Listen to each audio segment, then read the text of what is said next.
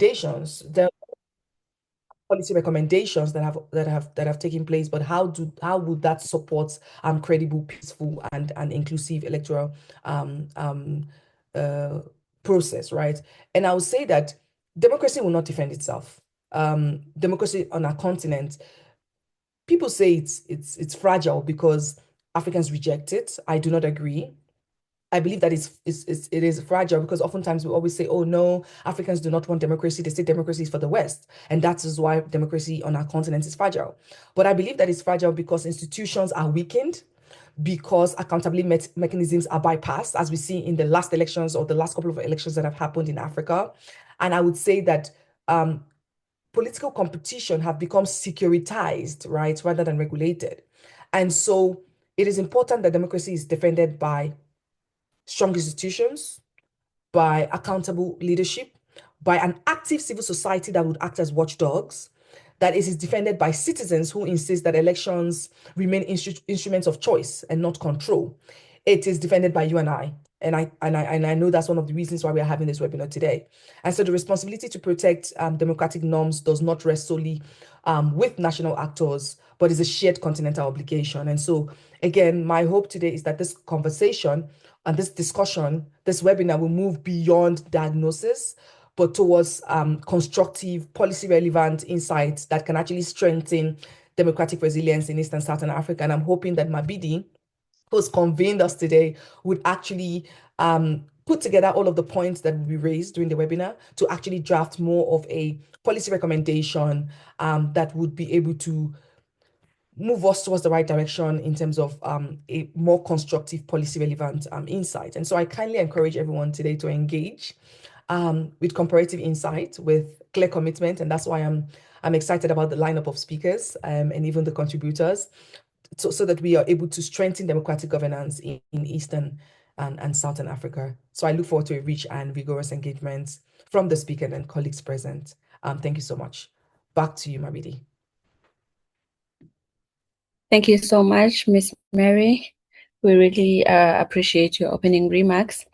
I know some of you have already received the program and the concept, but I know and I understand that Mary has also touched base on the objectives, but I would kindly just like to remind each other that we have 4 main objectives for this webinar, which is to generate a comparative analytical insight into electoral politics and governance in Tanzania, Uganda, and South Africa.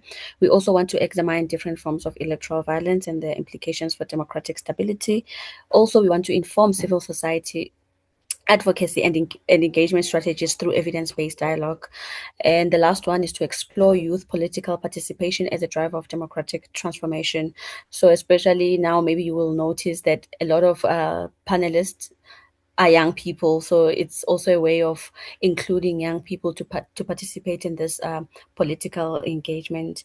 So without wasting any time, I would like to call in Ms. Buikanyo Moloto. She's from My Vote Counts. She's a project leader there. Buikanyo, can you please come through? Thank you. Thank you, Mfareleni. Good morning to everyone in the room. Thank you so much for having me in the session. Thank you so much for having me today. So like Mfareleni said, my name is Buikanyo Moloto. I represent an organization called My Vote Counts, and my work is in electoral reform and the protection of democratic institutions in South Africa. In the past 3 years, particularly, I've been much more focused on electoral reform in the country, and we'll get into that a bit later. I would just like to start out with maybe a general context, because my work doesn't necessarily focus on electoral violence per se, but it does look into facets and thematic areas around it. And so with that, I will begin just with the general context of, I think, South Africa does continue to present one of the most compelling democratic case studies in the global south. And I think the country has maintained regular competitive elections under this robust constitutional framework, particularly the judiciary with the Concourt, which has demonstrated independence in the past, even with the ruling against the sitting and former presidents, such as the imprisonment of Jacob Zuma in 2021. I think also the IEC has been found to have organized and managed free and fair elections by various election observer organizations and institutions. But the country's democratic story is not an uncomplicated one and an uncomplicated consolidation. So at national level, the elections are found to be widely regarded as free and credible. We've largely been able to avoid systemic national electoral breakdown in some ways. But however, beneath that, this institutional strength lies a more complex and I think an uneven political reality. We know in 2021, the World Bank ruled South Africa as the most unequal country in the world. And we can imagine what impact that might have on tools that people or the public can use in order to access and participate in their democracy.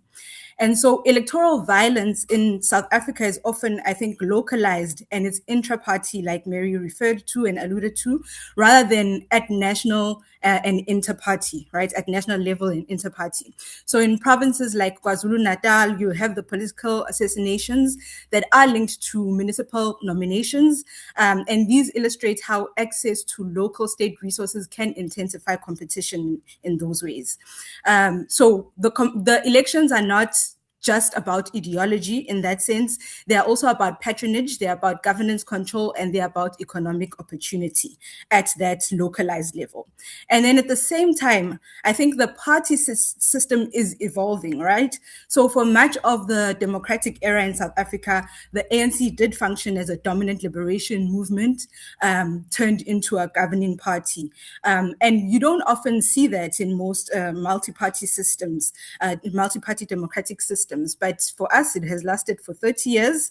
But today, that dominance is eroding, right? You begin to see it in the 2019 local government elections. You begin to see it in the 2021 local government elections, but you also see it now at national level in the most recent national elections, 2024.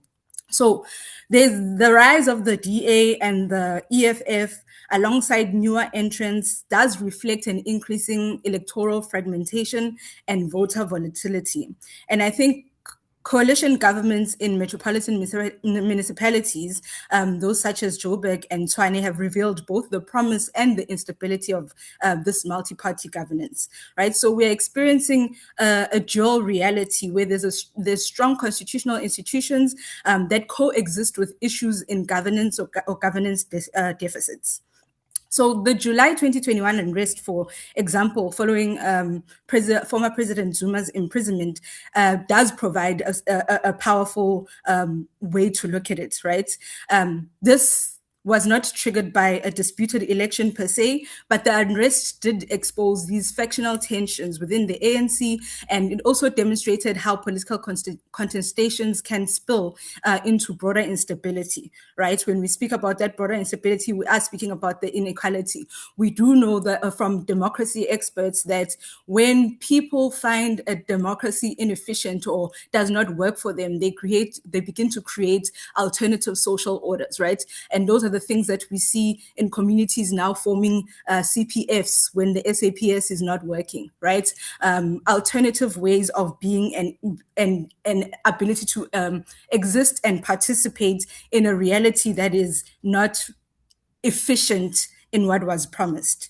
And so, particularly in KZN and Gauteng, there were those factional tensions in 2021.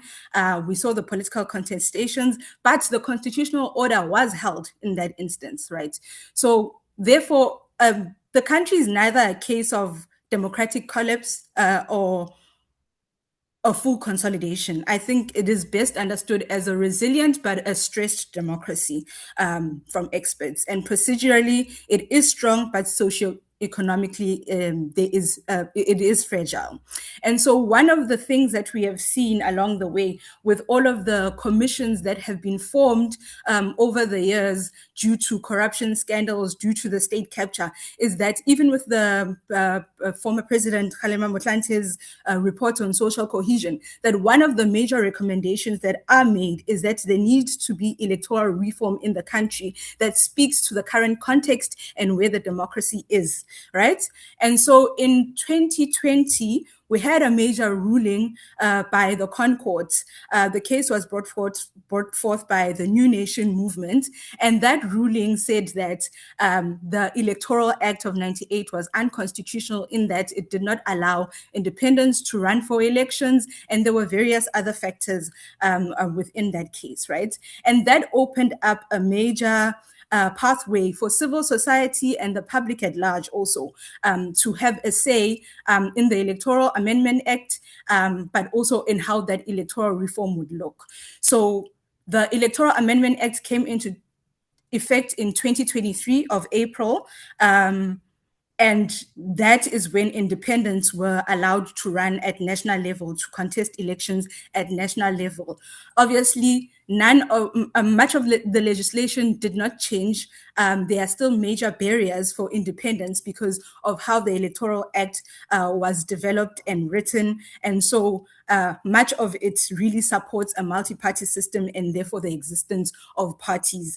And so those barriers were not particularly dealt with in order to make it easier for independence. But we do see changes by the IEC where there's a lower signature threshold for independents to be able to contest and the likes, right?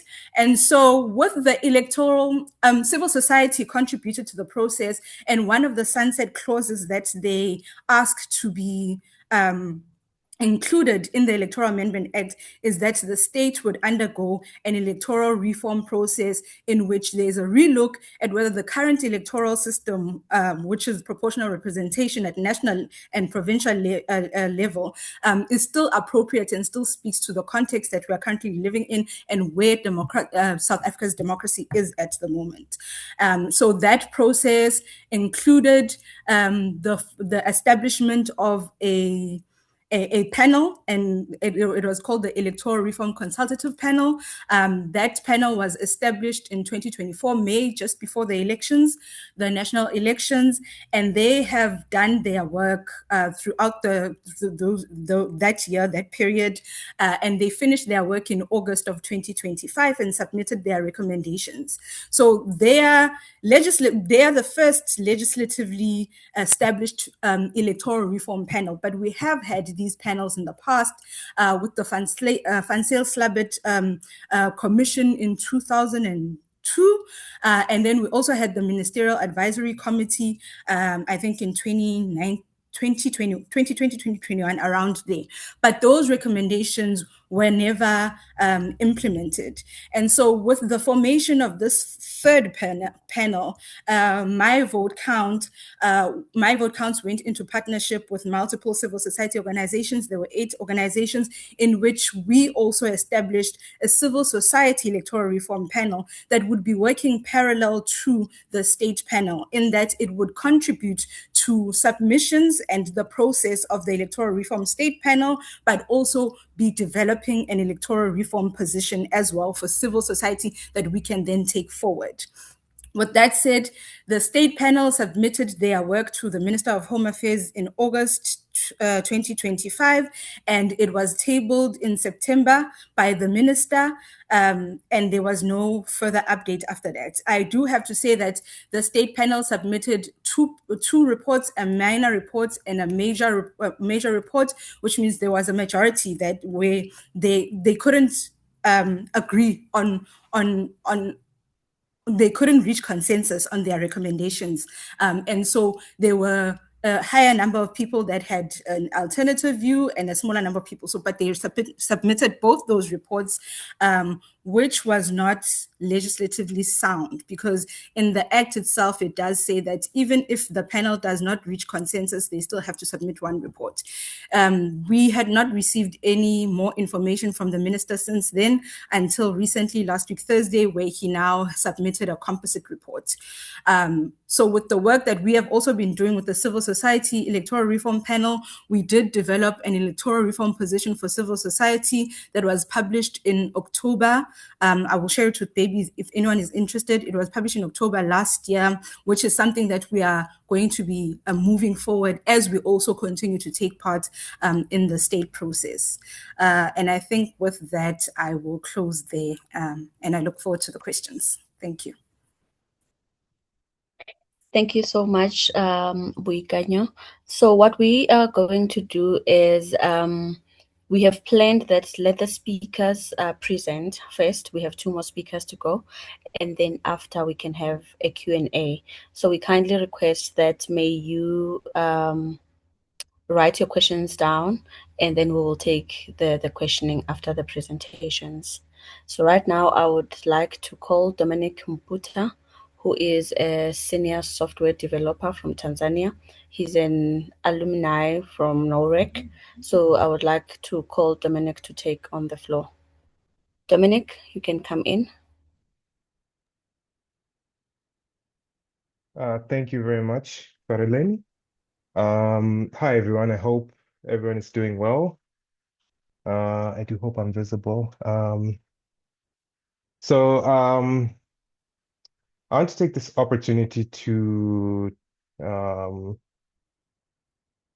to give a bit of context on what happened in Tanzania and maybe highlight some of the issues that we have, and then give a bit of a comparison and a contrast as per the subject.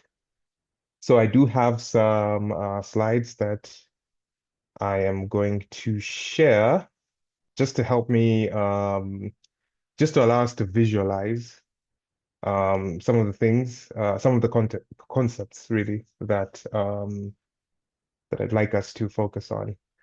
But before I start, I think I'm going to introduce myself. My name is Dominic Mputa. I am I'm a tech professional. Yeah, my official title is senior software developer, but my organization primarily focuses on in the NGO space. We do a lot of software for impact. Yeah.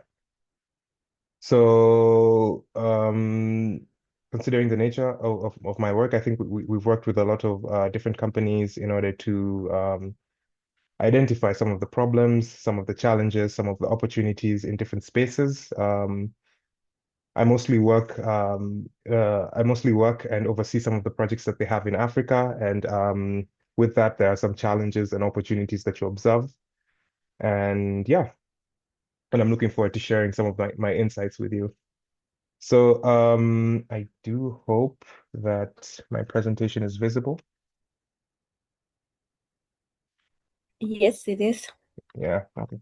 So before I get into it, I think I have to provide a bit of context when it comes to what's going on in Tanzania currently, the situation, some of the challenges, the mechanisms that have been put into place, and basically how currently the youth and the different people in the country are navigating these situations.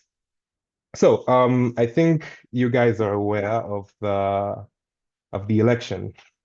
Okay, of the previous events that happened during the election in October. So I think there's an online narrative that has been seen, and then there's an on the ground narrative that is more observed if you're closer to the country. So I want to give you a bit of both so that you can understand what happened, what led up to the events, what's the current situation right now, and what are some of the mechanisms and the laws and policies that have been put into place to limit people, and how people are effectively moving forward from there. So I think for most people, Tanzania has always been, the peaceful country where nothing is going on. It's that one cousin in East Africa that is stable, nothing is going on. To be honest, even I was shocked to hear about the situation because Tanzania is a country that didn't even fight for its independence. So it's like the narrative with Tanzania and Tanzanians are don't let them talk because they can talk their way out of anything, be it traffic tickets, be it a bad debt. We've always been the diplomat the diplomatic people. We'd always seek to talk, to work things out peacefully, and to move forward. But I think for everyone, I think you've noticed that over the past couple of years, there have been a lot of events that have happened that have led to fundamental changes in each and every economy, basically. One of them being COVID. I think it has had like a lot of major let's say economic adjustments, social political adjustments.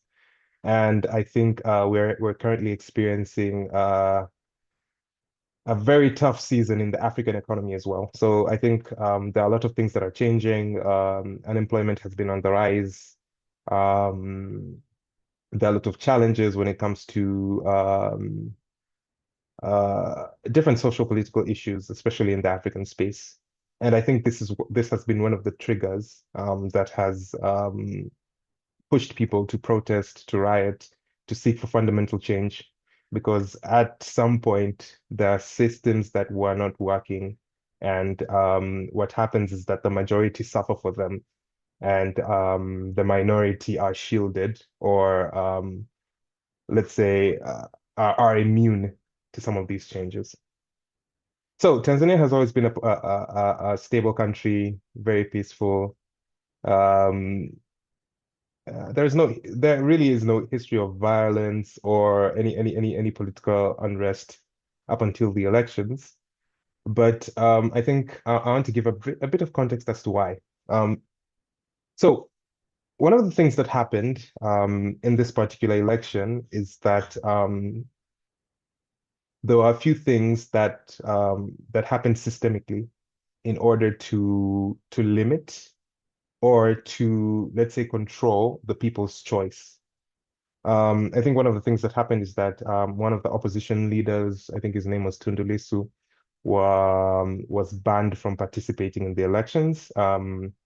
He had like a very big appeal when it came to the younger generation, the Gen Zs, and I think he headed one of the larger opposition parties in Tanzania. And I think him being banned to participate from the elections for no let's say grounding reasons. There were no reasons that were solid. There were no reasons that were let's say straightforward. It was all some kind of political narrative that didn't really make sense. I think it really sparked something in the people because what happened in that particular case was that people were robbed of choice. If you recall, I think or if you've heard, there were 20 different candidates who are running for presidency in Tanzania. But if you ask me personally, as a Tanzanian, if I know names of at least 5 people who are running, I would say no. If I didn't even know half of the political parties. I didn't know, let's say 90% of the candidates who are running. And I think this was the general situation for most of the Tanzanians in the space. And the question that we asked ourselves is why? How comes we have all these people, yet we're not necessarily getting the choice of leader that we want? How comes the government is controlling certain aspects of this election? Because I think even the other candidates were very limited when it came to campaigning, when it came to media visibility, and when it came to a lot of the things, let's say when it came to a lot of when it came to a lot of the how do I say this? When it came to a lot of the resources, the visibility, especially when it came to the campaigns. And I think that was something that was shocking to most people. It's because we saw the effort that the ruling party was making, and then we asked ourselves, why are they pushing this narrative so hard? Because there has never been, I think, an election where the ruling party has campaigned as hard as the previous one. as in there were banners everywhere, everywhere, everywhere, everywhere. And as much as there really was no competition, there really was no competition, there really was no leader that could stand against the ruling party.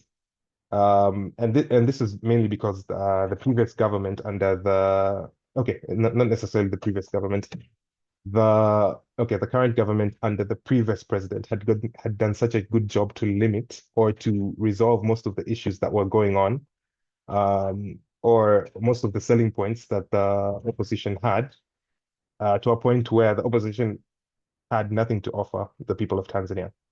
The former deceased president, President Magufuli, had like an effective strategy during his 5.5 years in power to completely eliminate the opposition by effectively removing any talking points that they had.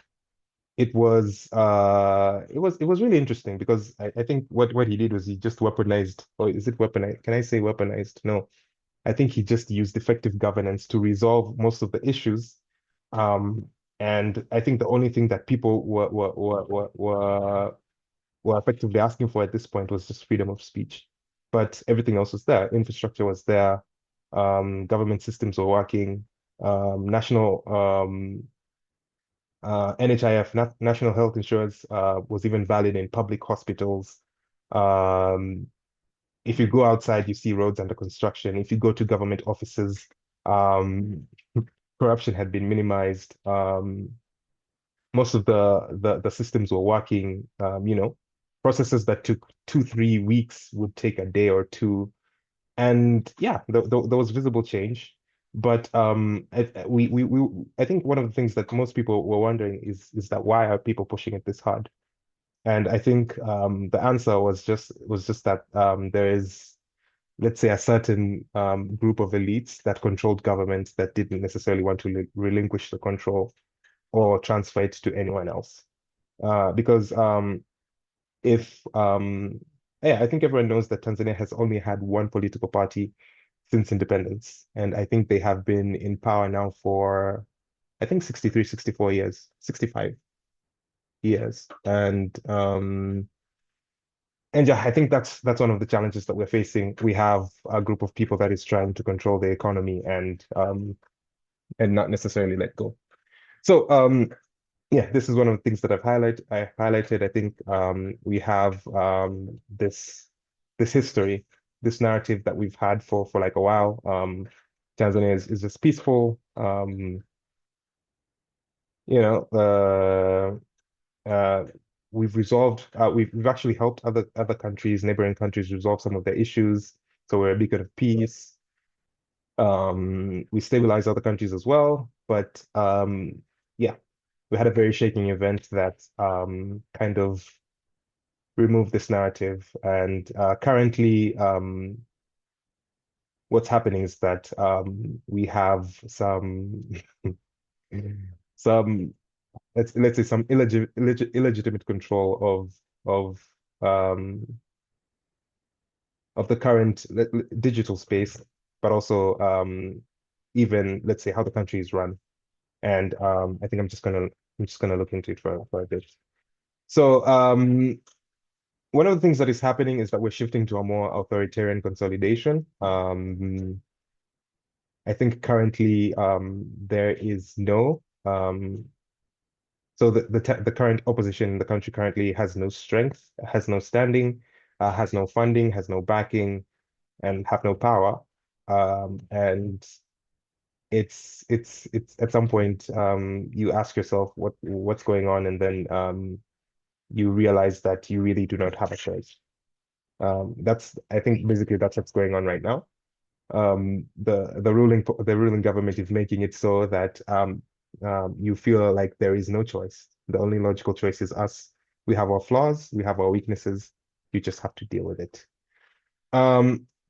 So let me try and let me say give let me try and give an account of what happened, especially during the election, October 29th to November 3rd.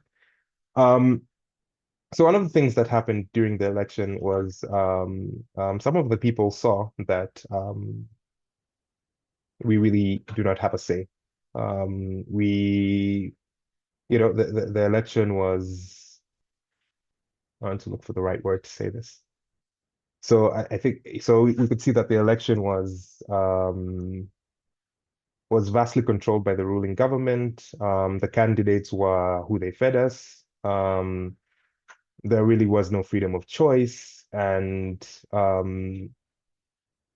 yeah, the situation could not change. So people felt that the situation could not change, or could not, there wouldn't necessarily be a difference because the same people who have been causing the systemic problems that were existing up until this point were the same people who are going to continue in government because even the people who, let's say, were advocating for something different were either in court or on trial or not allowed to participate in these particular elections.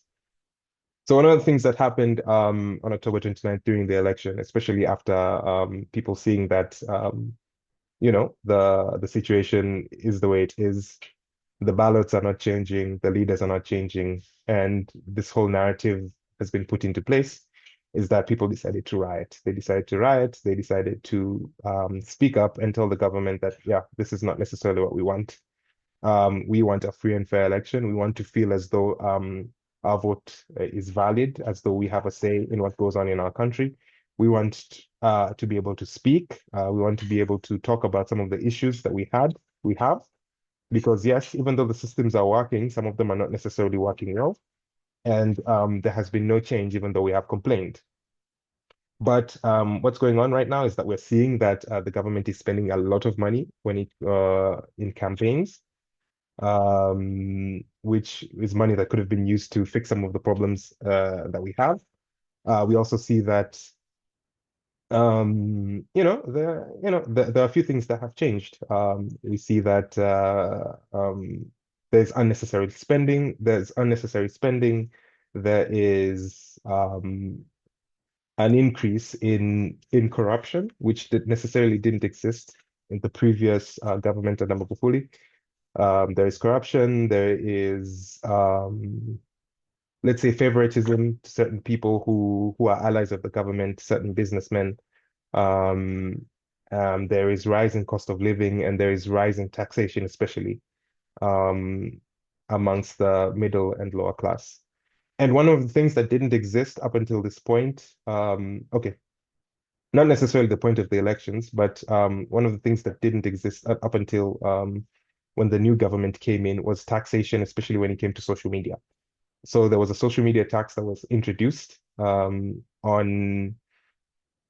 the tax was paid through through purchase of internet bundles, and internet was not necessarily accessible.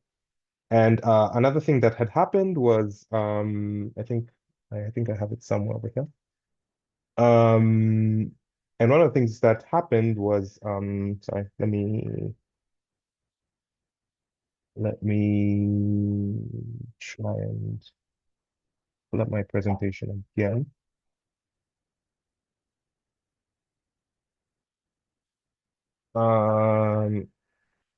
Yeah. And one of the things that happened up until this point was, okay, despite the social media tax, despite the rising cost of internet, making it unattainable for the regular person, there were certain platforms that were blocked or limited in order um, to reduce the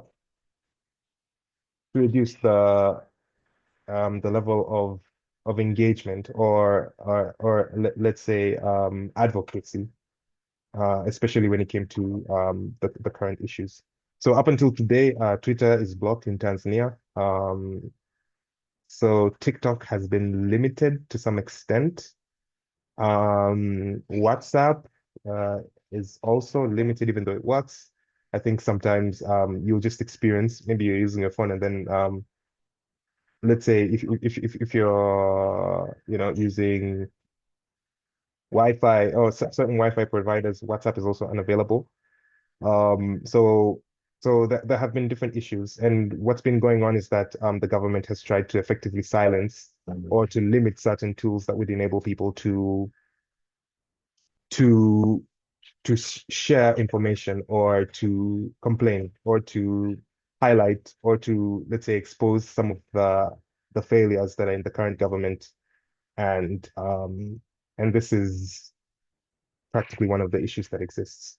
And another thing that happened in this particular space is that the government created a bit of a mechanism, a legal mechanism that enabled them to control the the internet usage. And it's not necessarily the government itself that's doing the monitoring. The law was enacted to give responsibility to the ISPs, to the different internet service providers, to limit certain traffic and to, let's say, to gather any information and then to report any issues. Because what happened was that the law that was passed effectively told the ISPs that if you do not give us, or if we see this information and you do not report it immediately, you will lose your license. So you cannot practice your business here in Tanzania. So what happened is that, yeah. So what happened is that they implemented a whistleblower mechanism that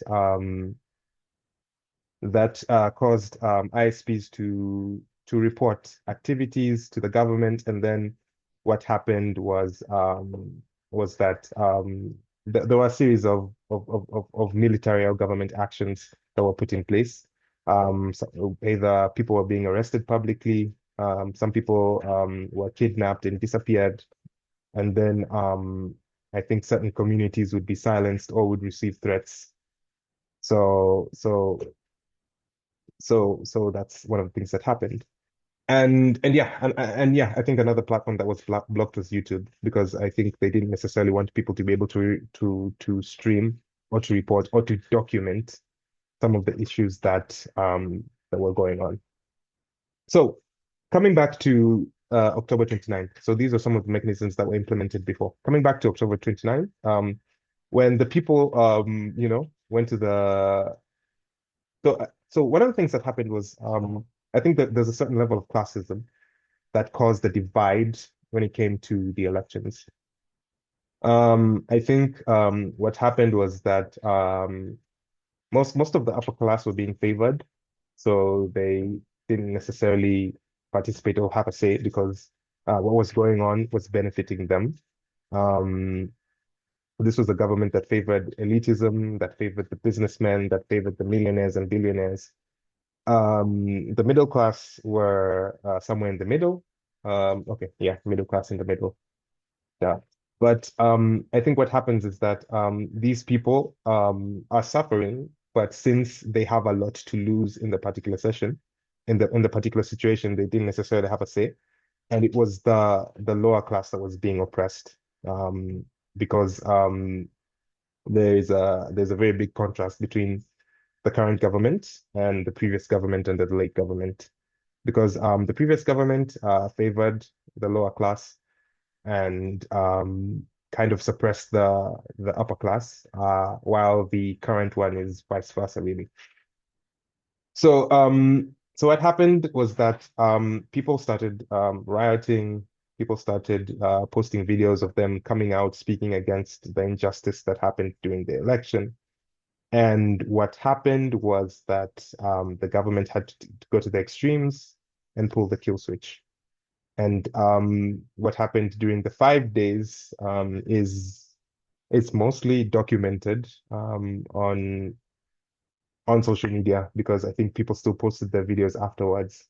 But it was both devastating and surprising to see that the government was behaving in this particular way, considering the nature of the people. We have always been diplomatic. Let's talk about these issues. Can you take an opportunity to listen to us? And it went on to and switched to the extreme. Like we're no longer listening to you. This is how things are going to run. And if you do not follow this protocol, what we're going to do is, use force. And one of the things, Dominic, yes. sorry to interject. Please note that you have 4 minutes left to wrap up your presentation. Okay. Okay. All right. So I think I'm just gonna yeah. So I think I've highlighted the legislation. And you can just see it on the slides currently. Um, and yeah, the consequences and the results were systemic, self-censorship, fear of prosecution, and silencing of journalists. So maybe I'll just give a summary, and then maybe discuss in brief the way forward, how people are moving forward. So what happened was considered a violation of human rights, especially when it came to the violence, the kidnappings, the censorship, and the extreme use of force that was documented.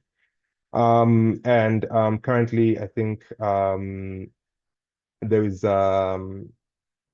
there's a dilemma, especially when it comes to the youth. The youth do not feel like they can participate in certain socio-political um, discussions or events, because there is a very visible censorship that is going on. And yeah, I think the strategy that the government uses when it comes to intimidation and and basically fear. You don't necessarily know who's watching, you don't necessarily know who's listening, you don't know if these people are going to show up at your house and take you, or let's say punish you for the things that you have said or the issues that you've highlighted. Um, yeah, it is one of the things that is going on currently. So despite everything, I think the youth are trying to come up with different workarounds. I think currently most of the people are using VPNs. They're trying to continue using these platforms to document the things that are going on, to highlight the different issues, um, to show some of the violations. And because of the documentation, I think there has been some kind of a reform. There has been a decline in the number of events, or okay, let's say in the number of events, in the number of abductions, in the number of okay, in the degree of censorship that has been going on because of the documentation, and the fact that people are still highlighting some of the challenges, some of the mishaps, some of the issues. And I think one of the things that is going on is that people are still trying to find an opportunity where we can dialogue and talk about these issues, even though it is still heavily under censorship at the moment. And yeah, and I think moving forward, one of the things that Tanzania needs to do, or let's say is working on currently, even though it's very limited, is figuring out how to protect the digital rights as a prerequisite for future democratic stability. So how do we handle knowledge production? How do we handle policies? And what is the collective action that needs to be taking place in order to allow people um, a sense of democracy, a sense of freedom, to point out, to highlight, to speak a lot of their issues, and to feel heard by the existing bodies. So it's still very challenging, and there's still a lot that is broken that needs to be fixed.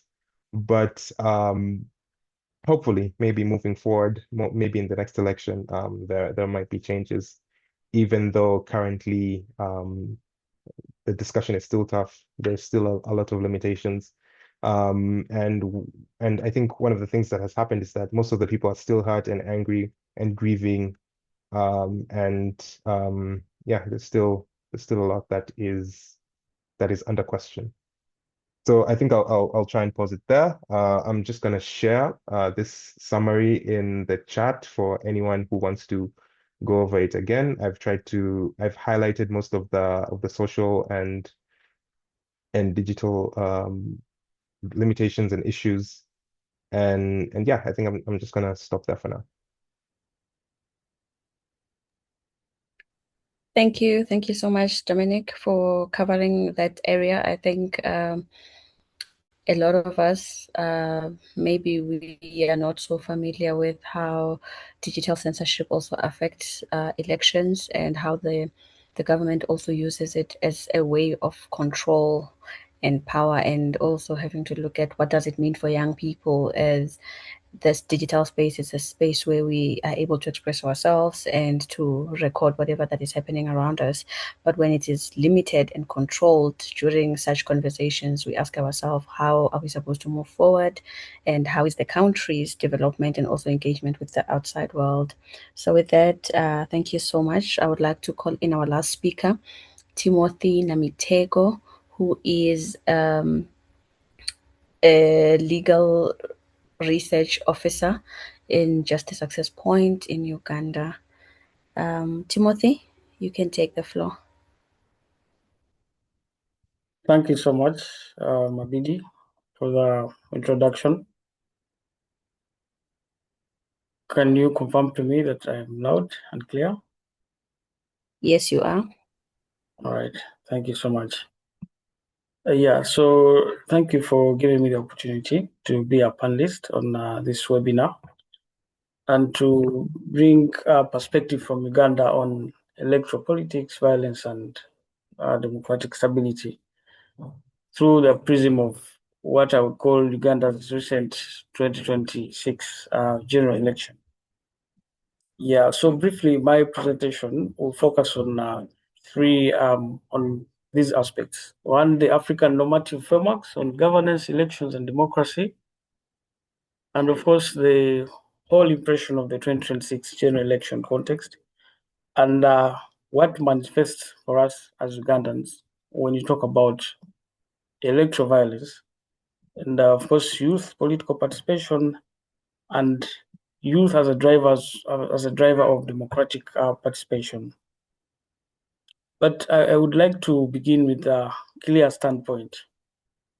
When it comes to Uganda, where I sit, elections are a regular process, competitive in that manner, but also are structured to constrain some of the players. So to speak, they function less as mechanisms of democratic alternation and as instruments of consolidating power or regime solidarity. And so that remains a powerful site of youth mobilization and democratic aspiration. So across Eastern Southern Africa, like you have heard from the previous speakers, even from Uganda, elections only remain, they only come as to deepen democratic governance or reinforce authoritarian practices, especially for the case of Uganda, where I come from. But normatively, what would one think about the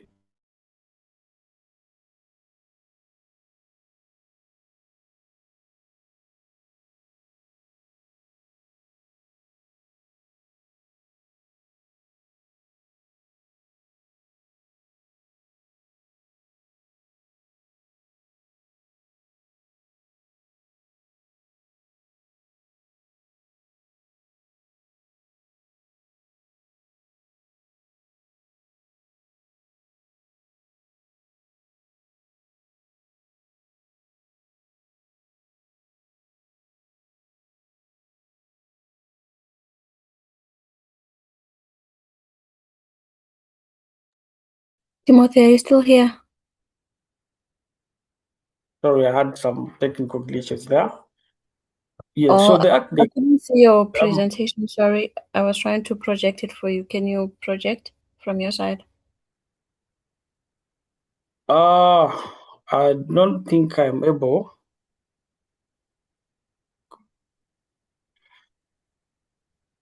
By well, it's not possible on my end. I'm actually just I'm on the trying. move. I'm trying to assist you. Is it fine? Can you see it? Um, Let me see. I don't know. Can we confirm from another person on the call? I No, don't we see can't something see it. from my We end. can't.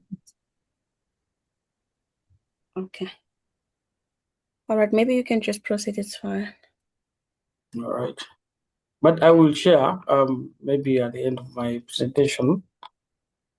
Yeah. So I'll give you now the highlight of the core normative frameworks underpinning democratic commitments here in Africa. And I will start with the Constitutive Act of the African Union of 2000, which is basically the foundational legal instrument of the African Union because it establishes democracy not as an aspiration but as a binding continental norm. And the same act actually commits member states to observing human rights, democratic principles, and the rule of law, specifically when you look at Article 4. And in the same spirit, it rejects unconstitutional changes of government and promotes popular participation and good governance. So the AU is basically armed with it allows the AU to take measures, including suspensions against governments that come to power through, of course, unlegitimate means. So, although it does not regulate every electoral procedure, at least it sets the floor, the normative floor, as governments must derive legitimacy from lawful democratic processes. So, what obligations now rest on a country like Uganda, where I come from, or any other country for that matter?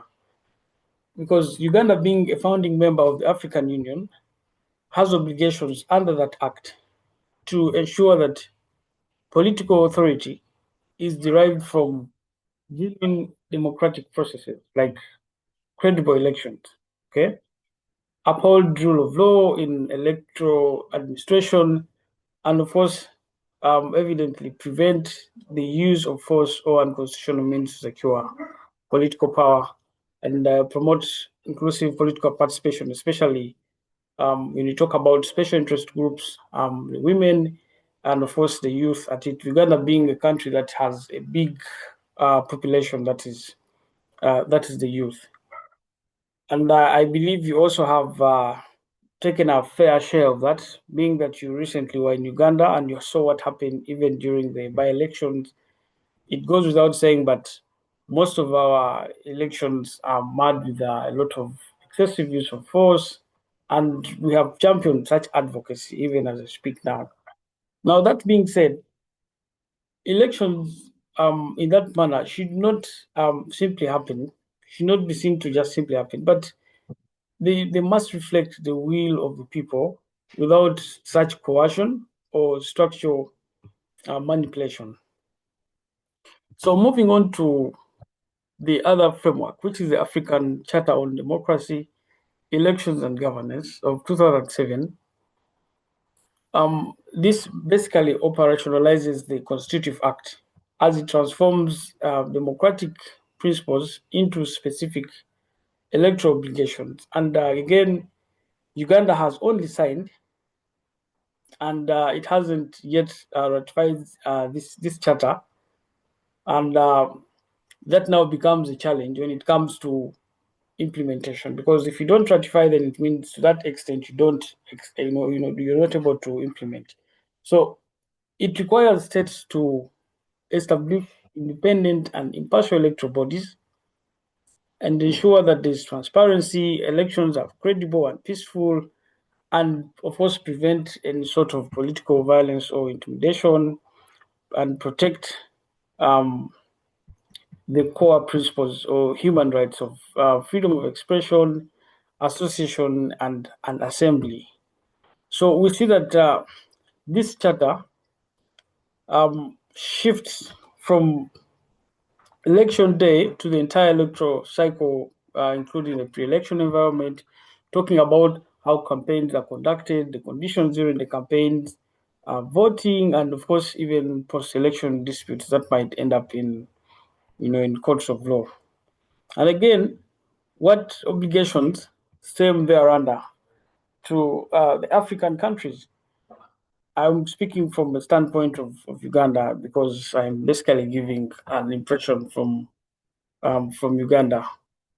And the obligations are that there should be electoral bodies that are operating independently and, of course, transparently, and prevent security forces from acting as partisan political actors, something that I believe most of you have even seen on the media when it comes to Uganda elections are being conducted.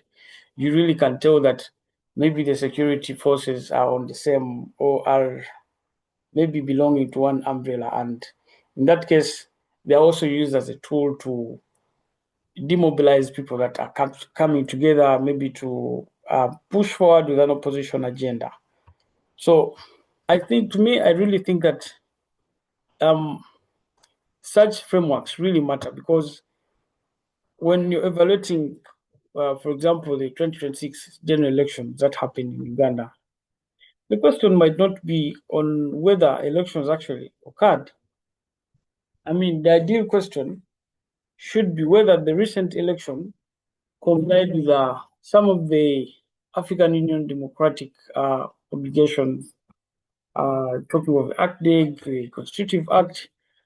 And I mean, if we had an election where civic space was restricted, opposition actors were constrained, and until now, some of them are still under detention.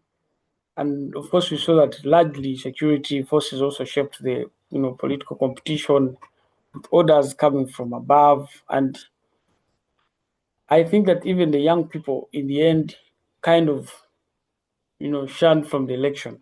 They could not participate well because they were basically sidelined.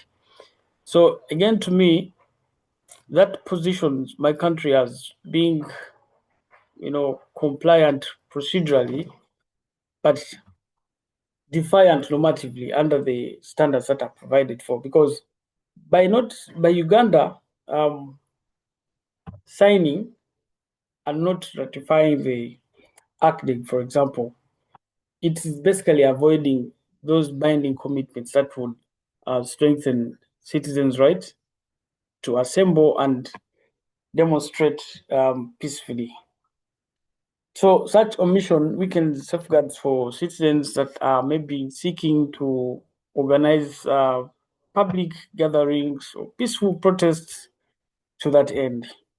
So moving on, what is the context of the 2026 general elections? Now, the key highlights on what really transpired. Having had or having gone to the polls successfully on the 15th of January this year, we had the presidential elections and parliamentary elections. And of course, the incumbent was officially declared the winner with a majority percentage, and main opposition candidate Chagulanyi left with about 24.7%, and of course rejected the outcome of the election. Now, that being said, the election that happened, I would say, featured a number of things. I've heard from previous speakers mentioning issues like internet shutdown, and to me, I think that on the continent there is some sort of solidarity that is solidarity in impunity, with leaders promoting some of these practices that do not subscribe to democratic dissent. Now, there was a nationwide internet shutdown in Uganda, and to me, this is a modern form of electoral violence, because it stifles transparency, accountability, and even our broader right to, express ourselves. And this came at least 2 days before the voting period, and UCC ordered suspension of public internet services. Of course, platforms like WhatsApp were really affected, and that went on for some time. And this is something that was widely criticized by a number of activists, including human rights groups, as a major impediment to our right and our rights to civic participation or engagement, for that matter. Another thing was the environment leading up to the elections, which was heavily securitized, and the fact that the Uganda People's Defense Forces and other security units were visibly deployed nationwide, particularly targeting urban centers and opposition strongholds, which only created an atmosphere of tension and control. And security personnel were seen raiding opposition rallies. They demobilized them, and some clashes resulted in death and arrests. And I talked about detentions already, that some of these people are still under detention, and now there is, talks to release some people now in batches, release political, prisoners now that the elections are done. And we have a practice which I really, really do not agree with, because we live in a democracy where someone might be arrested and later now a charge can be tagged onto them, which I really find very, very sad. Now, all of these tactics uh, raise serious concerns about how state power is being abused to manage political competition instead of protecting the democratic space. And so many more, including opposition challenges and allegations, show that Bobby Wine raised significant obligations, accusing the government of fraud, manipulation, and forced voter rigging. So, to me, all these challenges underscore a huge gap that exists in our African countries, even to those democracies that we look up to, between the formal election rules and what they actually stipulate, and now the reality of actually participating in an election, especially for opposition actors. So, in sum, I would say that the 2026 elections of Uganda only demonstrated that elections can be peaceful, but at the same time politically constrained.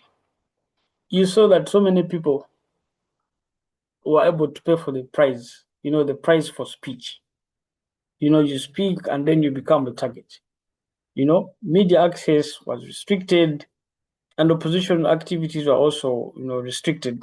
And that raises important questions for us now as citizens, as right holders, not simply as bystanders, by the way, but concerns come out on the quality of democracy and the meaningfulness of these electoral choices, even in a situation where we have a procedure that should rightly be followed.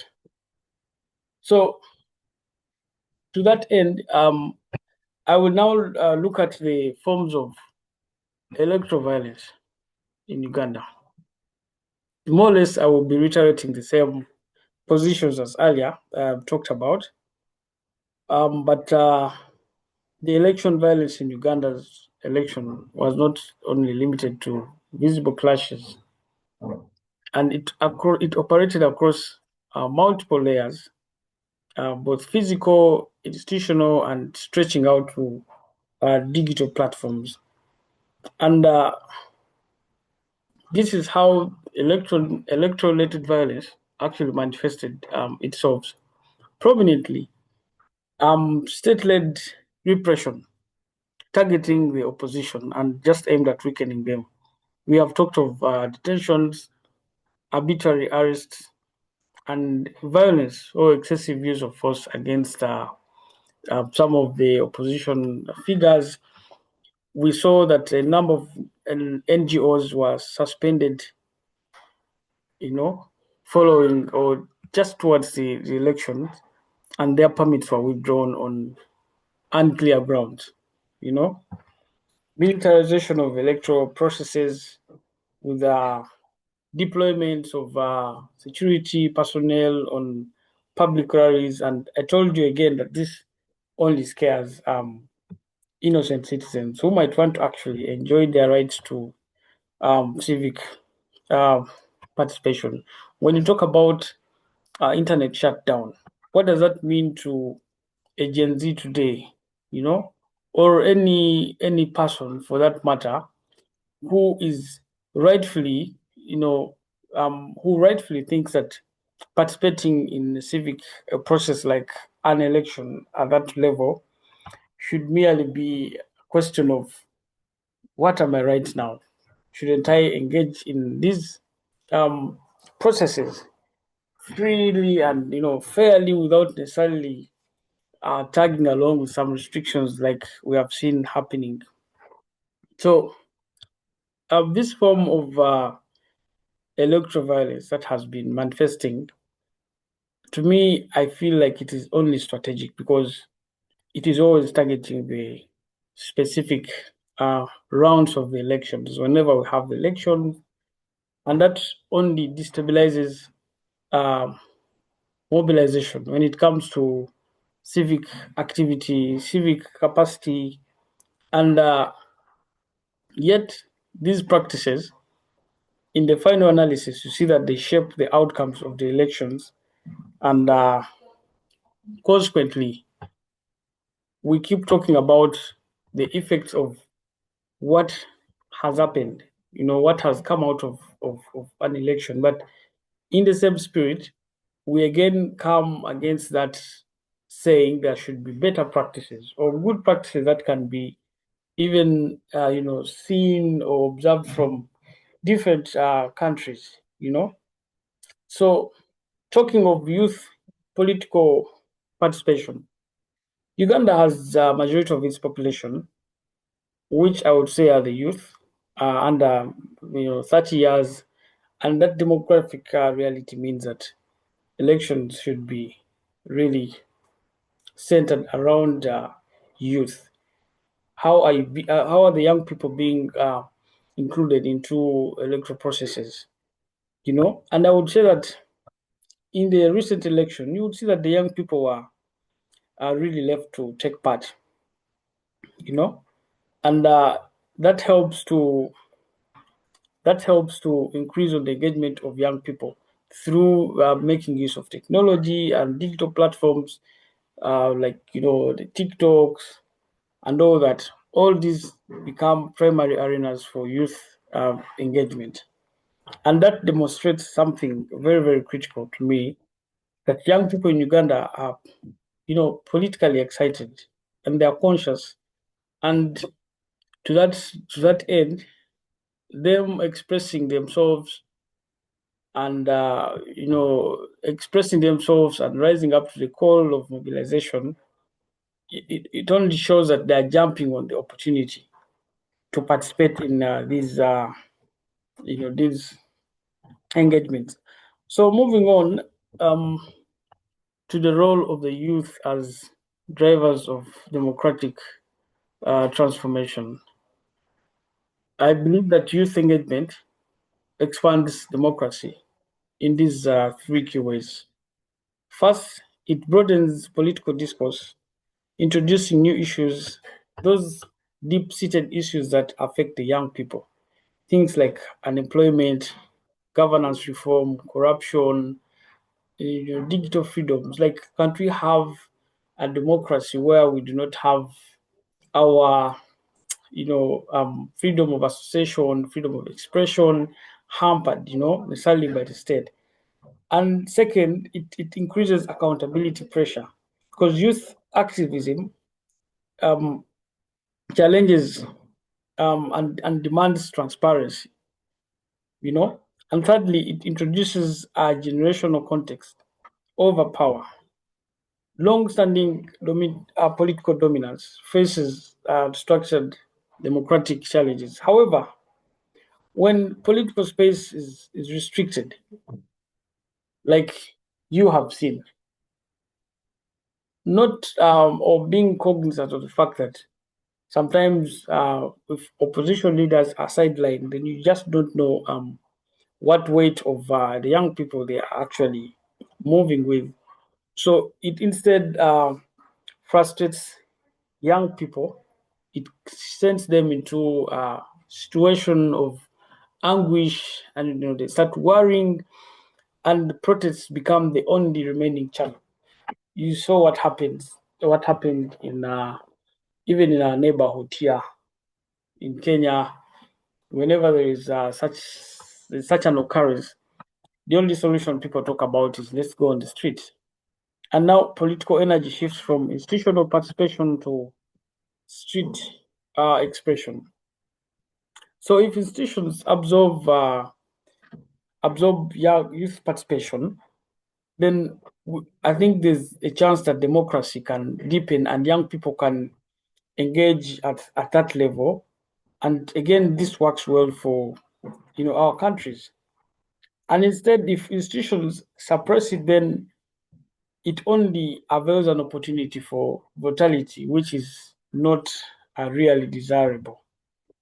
So, having painted a picture for, from the Ugandan lens on the 2026 general elections, what best practices arise from the case of Uganda?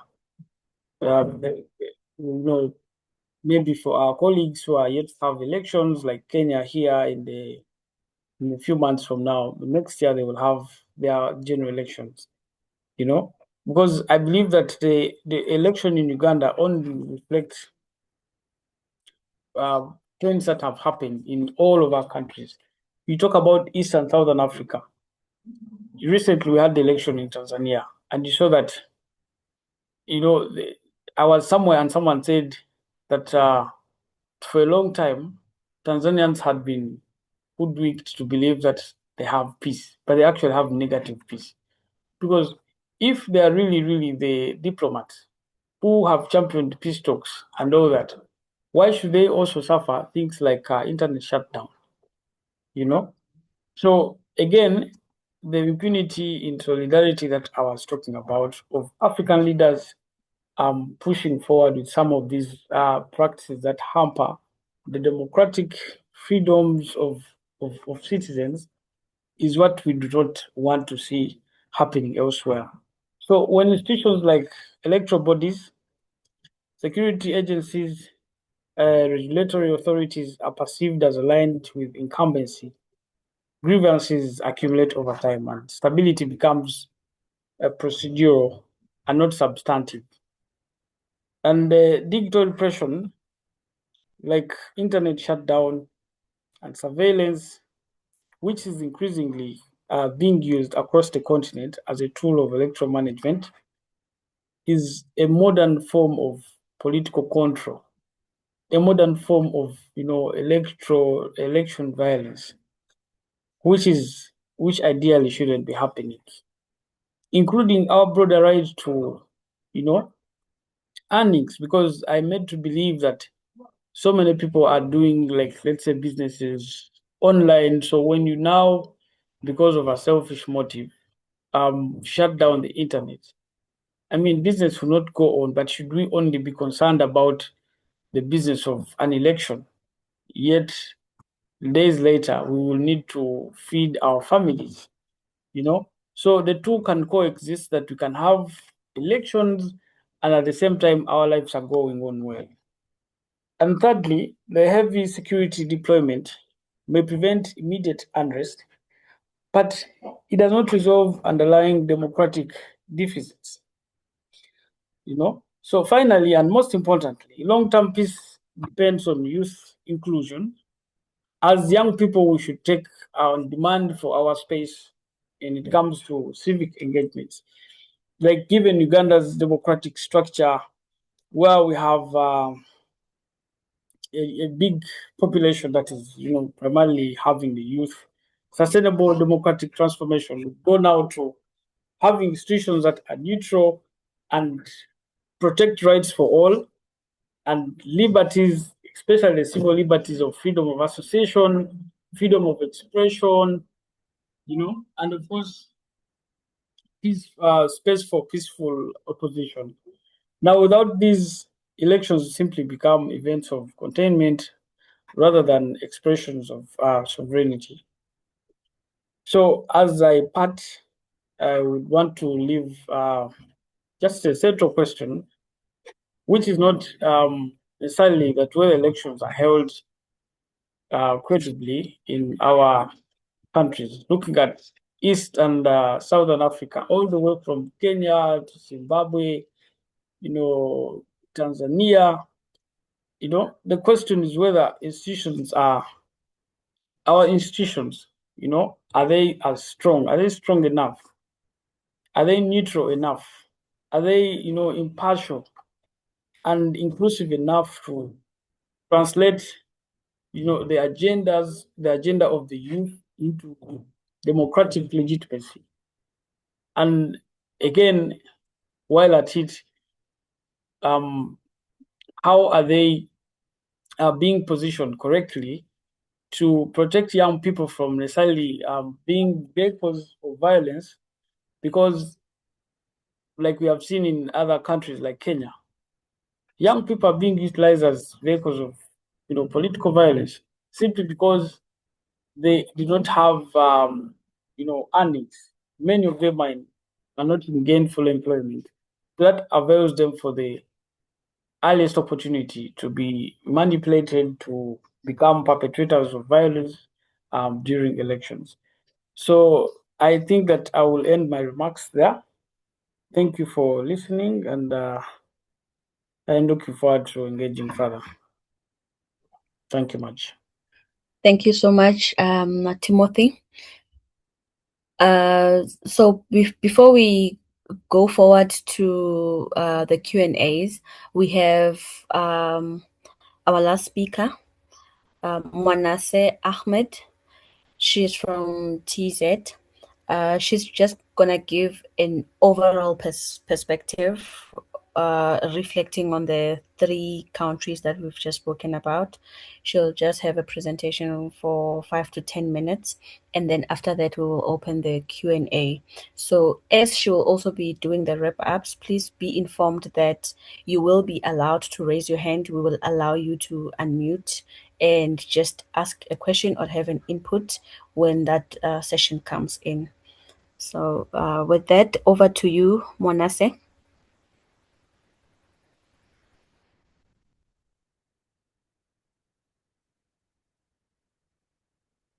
Manasseh, can you hear me? I think I need to allow her to talk. Okay, yes, I can hear you. Thank you for having me. I hope I'm audible. Are you able to?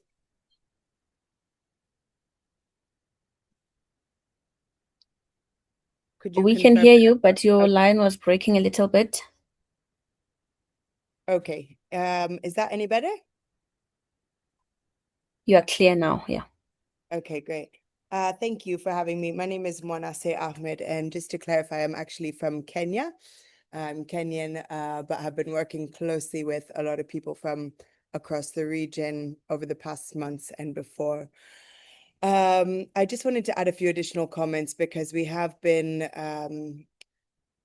implementing a lot of regional solidarity initiatives, particularly from the beginning of October, prior to the quote unquote election, which happened in Tanzania and also up through the current day. So I just wanted to bring in a few different perspectives. Thank you to all of the other speakers, and mainly my input will be also on Tanzania and Uganda. I do definitely agree with a lot of what has been brought forward and some of the questions raised by our other speakers.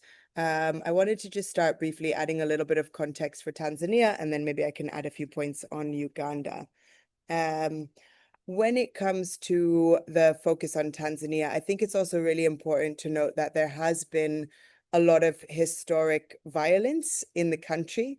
If you look at, even back to the attempted assassination of Tundu Lissu almost 10 years ago, and the genocide, the attack on the Maasai. There was a huge massacre in Zanzibar. So Tanzania does have a violent history as well, which is important to note when looking at the current context. And over the past 2 years, which Timothy did allude to towards the end of his presentation, there has been a significant increase in enforced disappearances, torture, extrajudicial killings, and arbitrary detentions.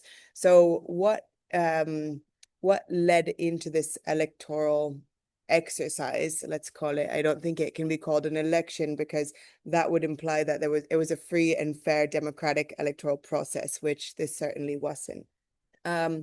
So one element is that there's the Constitution of Tanzania. There's been a lot of questions around that constitution because it has a lot of challenges that don't align with a democratic country. So there's been decades of calls and work to organize for constitutional reforms, which have not been considered or integrated, which is why leading into this election,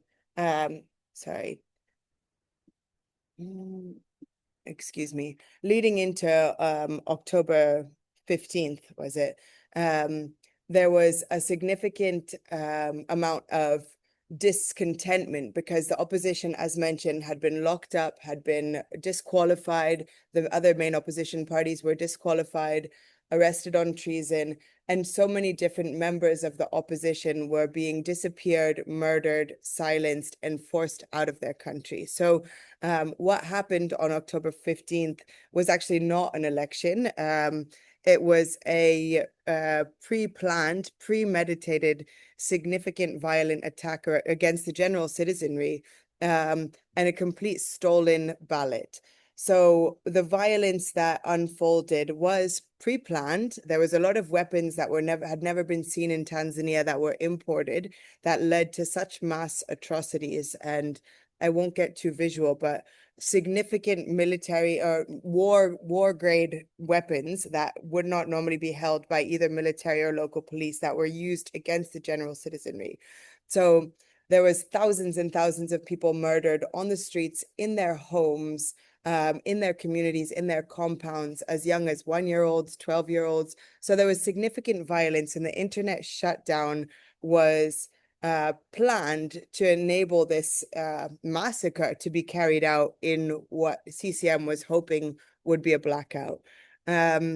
Media had already been blocked from covering anything to do with the electoral process. Social media platforms were blocked, as Timothy did imply.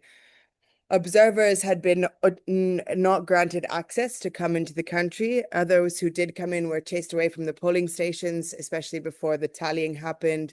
There was ballot stuffing at the stations, pre-stuffed ballot boxes being transported. And even in the 3 weeks leading up to the electoral scam, there was about 75 members of the opposition of Chadema who were hunted down, disappeared, murdered, tortured, locked up, some of which are still missing to date. So I think something to also really correct is people were not rioting.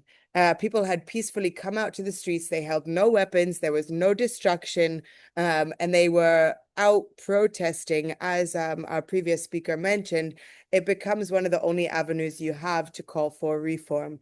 So they were implementing their constitutional right to protest. A lot of it was very peaceful, and there was a serious, heavy-handed backlash of violence. I disagree that the government had to go to the extreme. I don't think it had to go to that level of extremity to do this under a blackout and to murder so many people. After this, we had the hospitals that were also taken over by the military. So people who were brought to hospitals for gun wounds were actually taken away and brought to mortuaries and left to die in mortuaries.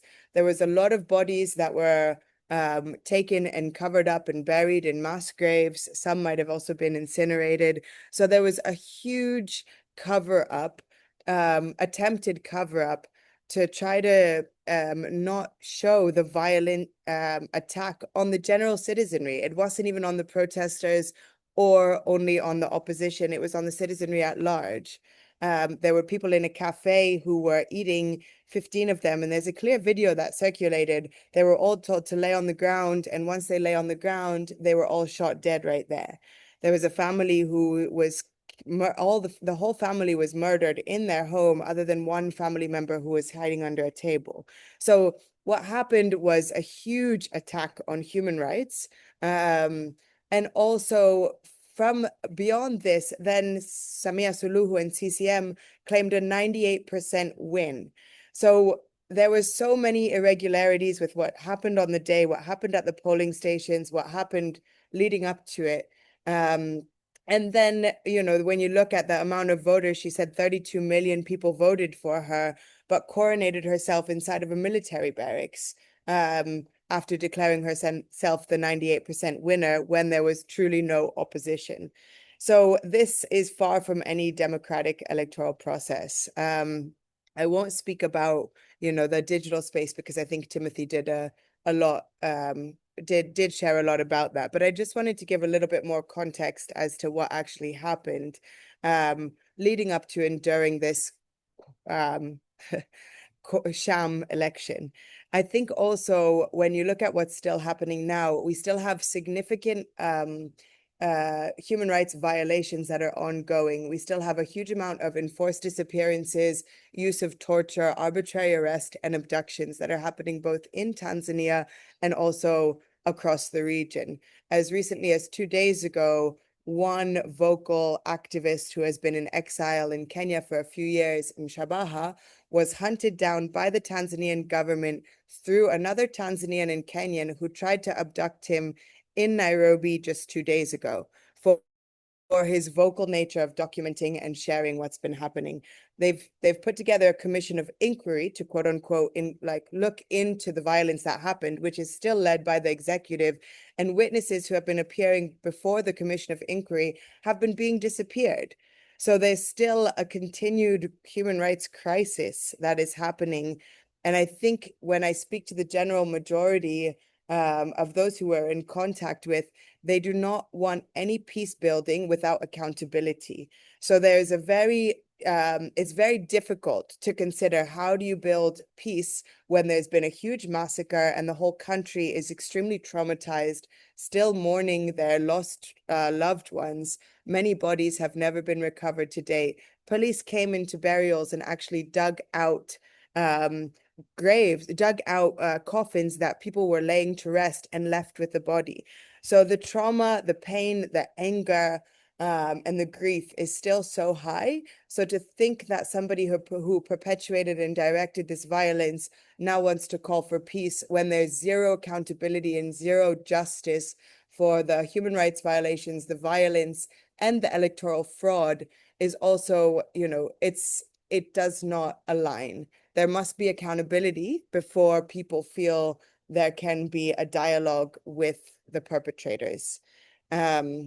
So I will say there's also a lot of efforts that are still ongoing to also seek justice and accountability at all avenues possible through a lot of work that's being done collectively by people from Tanzania, the region, and the continent, and internationally, looking at all avenues through East African Court of Justice, the African Union, the UN, the ICC, and any and all avenues that are also available, because we cannot let this be the precedent of what a democratic, quote unquote, a democratic election would look like, because it sets an extremely dangerous precedent for East Africa and for what remains of the democratic space in the continent at large. I think that's where I would close for Tanzania. Also, just to mention, I think it has very similar, it's integrating the playbook of Uganda when it comes to family rule and state capture. So there's a lot of intimidation, suppression of civic society actors, of the judiciary. There's no separation of powers because of the constitution and the kind of family state capture. So it's a very difficult climate for anybody to speak up, to document, or to try to progress democracy in that country or seek justice through any institutions. Lawyers have been intimidated. violently intimidated by state security apparatus, judiciary as well. So there's very little room for accountability, justice, and democratic conversations within the country as it is now. When it comes to Uganda, I think it would be a stretch. I do appreciate a lot of the input that was made, but I think it would be a stretch to call it a competitive election, because if you look at the history of what's happened, which I think has been captured, it's certainly fully an authoritarian regime that is run by a military family cabal. We have more than 15, 20 relatives of Museveni that are in high levels of power, including his son as the army commander. And many, many other of his family members, his wife, his son-in-law, his brother-in-law, who all hold high levels of power. As it was alluded to, there's zero separation of, there's zero independence in institutions. The judiciary is nothing but a puppet to the executive. And I don't think there's anything actually democratic about Uganda. So to say that there was a competitive election, and also in the closing remark, I think when you said one of the requirements would be space for peaceful opposition, that really implies that the opposition is anything other than peaceful. And I think it's been very clear how peaceful the opposition carried themselves throughout the campaigning period and historically and to date. But there's been a complete militarized attack on their ability to organize, to campaign, and even participate in the ballot, at the ballot level. So also what happened, was a militarized takeover of the electoral process. There was a huge deployment of military in the rural areas, in the CBD. There was orders that were, from many different chains of command throughout the security apparatuses, saying that people who stayed near the polling stations would be shot.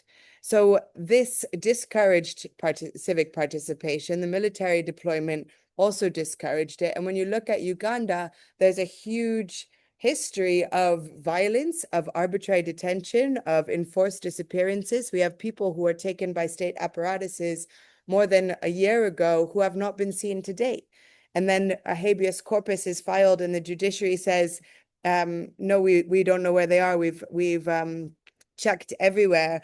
And a few weeks later, they'll be produced by the same state that said they don't have them. And there's zero accountability, a complete impunity, and a really volatile space. When you have the army commander, Muhoozi, who's able to go on his X and say that he is torturing someone in his basement, with zero accountability or, from any regional, local, continental, or international human rights mechanisms, what do we have there? We have a really dangerous situation.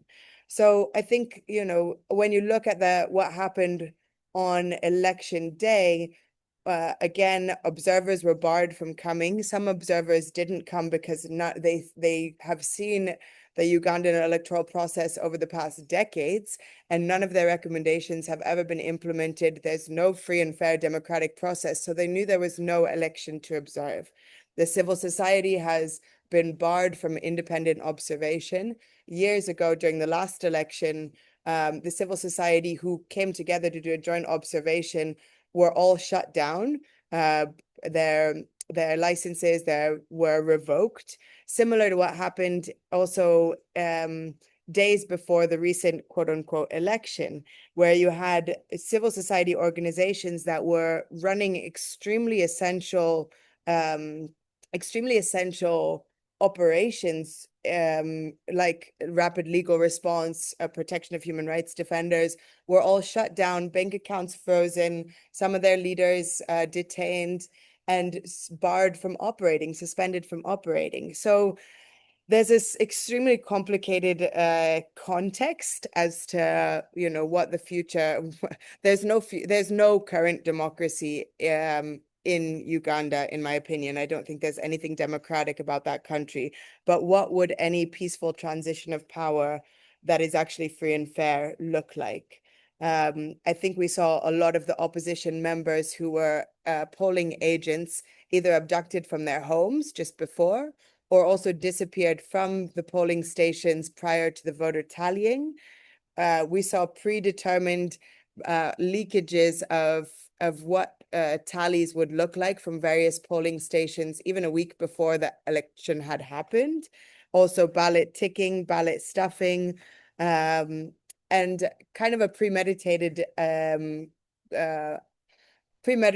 algorithm that would be used to calculate the 76% win. So ultimately, I think we have a huge problem across the East African region and beyond, but with those two countries in focus. And I think we have a lot of work to do in terms of democracy defenders, human rights defenders, and active citizens who care about our countries, because our jobs, our healthcare, our infrastructure, our businesses, the health of our general citizenry is in the hands of authoritarian dictators who continue to take away resources and cling to power through a lot of violent tactics and also manipulation of law. And we can see, capture of parliament and continued new legislation that's also being brought in across the region and beyond. We can see what's happening in the case of Zimbabwe as tactics for authoritarian consolidation of power.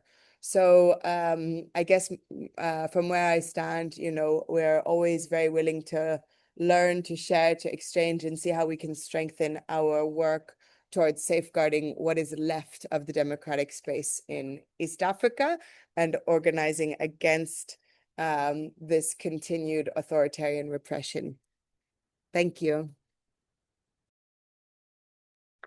Thank you so much, Monase. I think with what you've just presented, especially with the two countries, maybe the question that is lingering on my mind is, are they really peaceful elections, or is it just intimidation just lingering around throughout?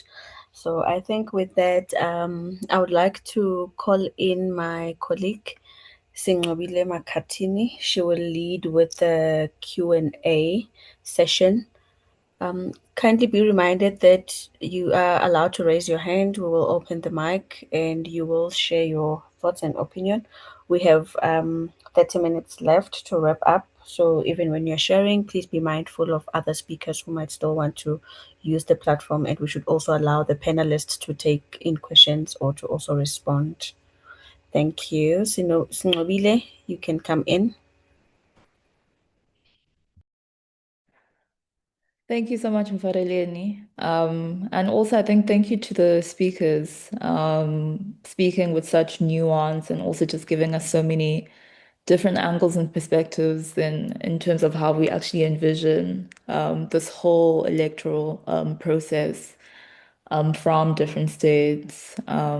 And so that's been really refreshing to understand this idea of entrenched parties, to then also going into another scope, which is South Africa, and how we actually think about also a democratic process, but also how do we keep a civic space alive, and how do we keep pushing for accountability even when constitutional measures are there. So I think it's really been really, really great conversations. And so, yeah, now we will lead into the Q&A discussion. So people are advised to either send through their questions under the Q&A space, or Vareleni, if I heard correctly, people are also allowed to unmute Yes, as well. so we already have Amanda Bayo. I guess I'm pronouncing it correctly. The hand has been up since Monase was presenting. So maybe let me allow her to come in. Okay. Thank you very much, everybody. This is a wonderful session. My name is Amanda Bayo, and I'm from Gambia, working with International Center for Transitional Justice. Just a quick one. Dominic touched on limited access on social media platforms, whereby accessing WhatsApp and other social media platforms by using sometimes VPN and all that. I can recall during our time of the former regime, Yahya Jammeh, the dictatorship regime that we were, and then the impasse that we had at that particular time. Yahya Jammeh had to block social media access, whereby we were using the VPN to access WhatsApp, and we cannot go on Facebook. We cannot say things, talk about him. There was no freedom of speech and all that.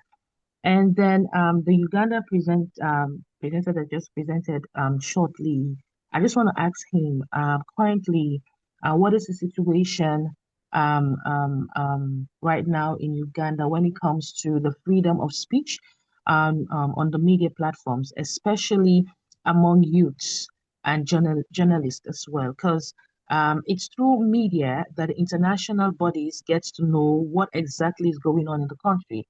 As I said, by recalling back during the time of the Yahya Jammeh and the impasse that we had in Gambia, it was through the media that the international body was trying to get information of what was going on at that particular time. So currently in Uganda, I just want to know what measures or how is it like when it comes to the media platforms to pass on message or to get information of what is going on currently in Uganda? Thank you so much.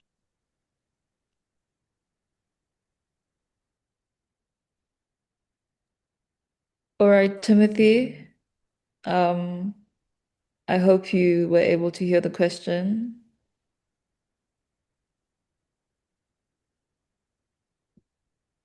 It's directed to Dominic also.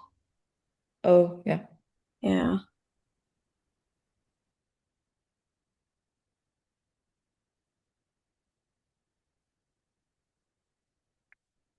Dominic, Timothy, are you here?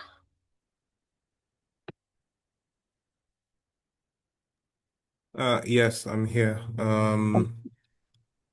So the question has been mostly directed to Uganda, but I want to see if I can answer it, especially considering the fact that I spent some extended time in Uganda last year. So one of the things that I noticed was that even in Uganda as well, some social media has been limited, and it's now become a norm.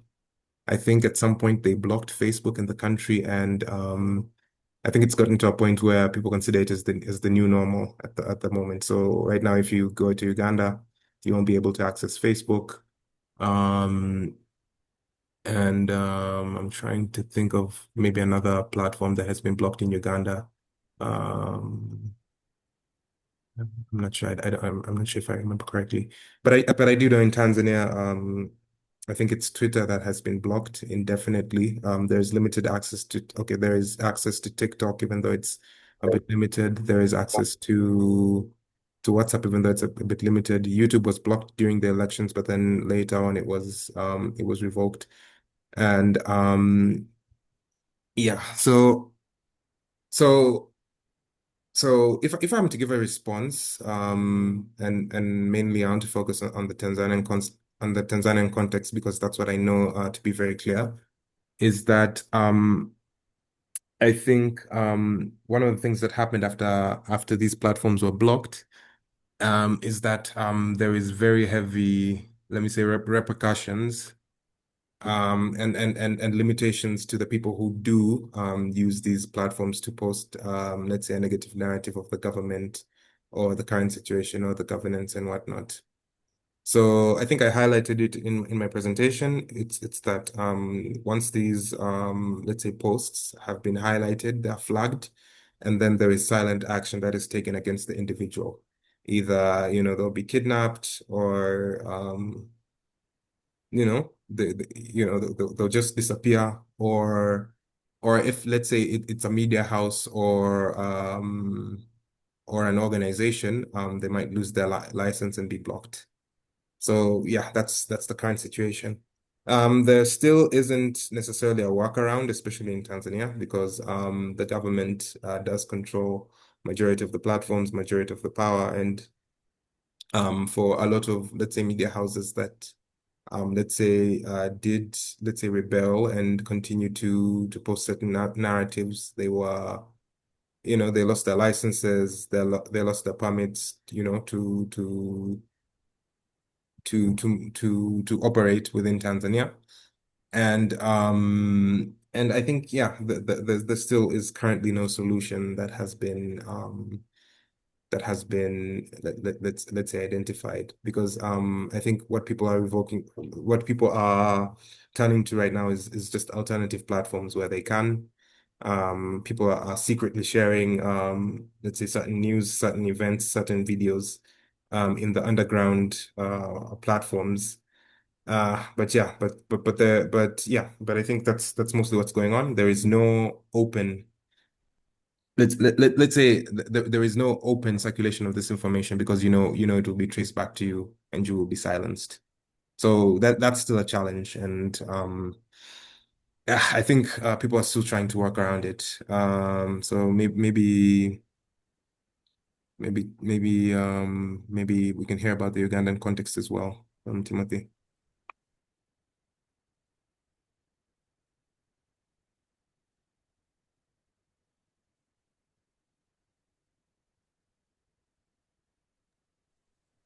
Yes. Thank you. Thank you so much, Dominic. Apologies that I had moved from my desk. Yeah, but to answer your question, Amanda, on the situation of the freedom of expression when it comes to Uganda at the moment, I know there has been widespread concern, and particularly when it comes to the civic freedoms that I was talking about during my presentation. And nationally, we have the constitution that guarantees the right to freedom of speech. And this is really, really expressly provided for. And at the same time, the Penal Code Act of Uganda has similar provisions that criminalize things like hate speech, incitement of violence, and actions that are intended to foster hatred or discrimination.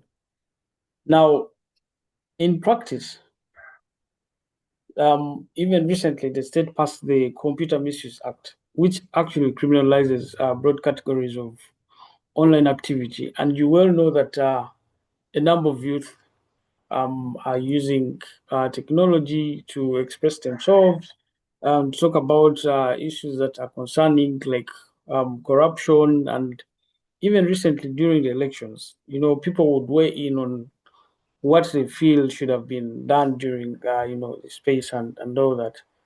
And you see that some of those legal frameworks that we have in Uganda have actually been used as strategic tools to criminalize dissent, through broader restrictions. For example, we had a lot of concerns on the Computer Misuse Act, and this has been used to target a lot of people, including the young people, including people in the media, the journalists, and that has caused a great concern. I think you heard of a situation of a novelist in Uganda called Kakwenza Rukirabashaija, who was arrested by still armed people and plainclothes individuals after he had tweeted something criticizing the first son, and he was detained in Communicado, you know.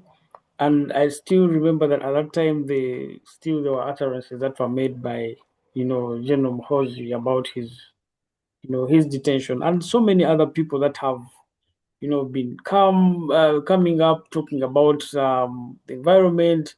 There was recently a young man who also was framed, I think, for charges of defamation and cyber crimes after he had published a book, the greedy barbarian, which was really painting the situation on corruption within Uganda stemming from the ruling family. And you see that everyone that tries to rise up on such grounds becomes a target, and they are shot down. So we have been trying to talk about some of these practices and championing that some of these, these laws, much as they are looked at as frameworks that can bring sanity within the community, they are looking at basically criminalizing dissent. And again, in the broad analysis, when you look at them, you even see that they are inconsistent with the broader freedoms of expression. And I hope that serves as a right answer to your concern. So thank you.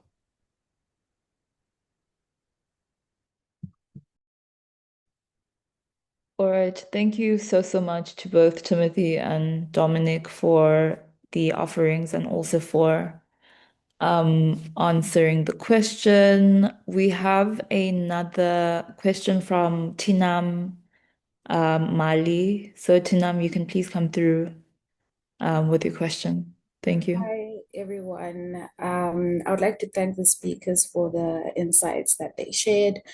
My question is more directed to Dominic. I really appreciated his focus on the communication vacuum in Tanzania during the elections. I'm curious as whether there were any informal or survivalist forms of participation that emerged in response to the communication vacuum. More to I think the question I want to pose is that how did the citizens adapt or resist the suppression to information? Yeah, thank you. Okay. So, so the situation is still a bit complicated as of now because I think there were a lot of things that happened at once, and it hit the people as both a shock and let's say unfamiliar terrain. Because like I said in the beginning of my presentation, Tanzanians are generally very vocal people. We're used to talking about these issues, blowing up these issues, sitting and debating on these issues. And as of now, currently on the ground, there are a lot of changes, especially when it comes to the landscape. You can see the army is deployed in most of, let's say, busy or crucial city centers. You'd find an army truck, you'd find soldiers deployed. There has been increased in patrols, where you'd see security officers moving around at random hours of the day and the night. And I think at some point, it's that people have noticed that, if you were to say or do anything in social media, you could easily be silenced or just disappear. So when it comes to, let's say, the measures or the adaptations that have been put in place, I think it's number one, people are using more informal channels. So the information is still circulating. We still see people reporting certain pictures and videos and pictures and videos and let's say the information. But yeah, it's mostly among the people. People are mostly informing other people to keep them aware, to keep them updated. And then it's still, let's say, people are still mostly trying to formulate a plan because I think every avenue currently is blocked and the risk is still high. But also I think yeah, I think it's been a couple of months, let's say 2, 3 months. It's still very new and very fresh. A lot of people are still grieving. A lot of people are still, adjusting from the shock. And I think one of the ways in which people are trying to cope is not to talk about these situations. Like people will still talk face to face. People will still debate, but a lot of people there's still a certain silence that exists in social media. And I think since people are still trying to control, let's say, narratives, some people are still in disbelief. Some people are still, let's say, in one way or another, being gaslit into believing that what happened wasn't necessarily what happened. And I think one of the things that has been going on is that the narrative has just switched just to complain about, let's say, the Gen Z, the younger generation, they're being difficult, they're not necessarily complying, there was nothing wrong, it's just these Gen Z, it's just these foreigners who came into our country. So it's still very much all over the place. What I think, okay, so this is a personal opinion. What I think needs to happen is that I think people just need to take time and process what's going on. And I think what's going to happen in the future is, let's say, maybe within the next few months, is that people will come up with solutions. But currently, I think it's that people are overcoming the silence through in-person conversations. People are still documenting the things that are going on. People are still comparing notes, because the government is still pushing certain narratives and people are seeing through the lies. And we can tell that, what, this is not necessarily what happened. So you're saying people didn't die, but we saw people who died. I know maybe people are saying I know 2, 3 people personally who died. So there's still a consolidation that's ongoing amongst the people. And yeah, it's gonna take a moment. But yeah, I think yeah, it's still a bit heavy. It's still a bit of a process, and yeah, I think it's still a work in progress. So yeah, I'm just gonna give you an honest answer and say that yeah, it's not perfect as of now, but yeah, people are talking, people are still having in-person conversations, people are still trying to analyze the situation, and yeah, I think even the current authorities have noticed that, and they are kind of adjusting. Kind of, we can see as certain things have been stopped, certain things have been changed, but it's still currently a work in progress.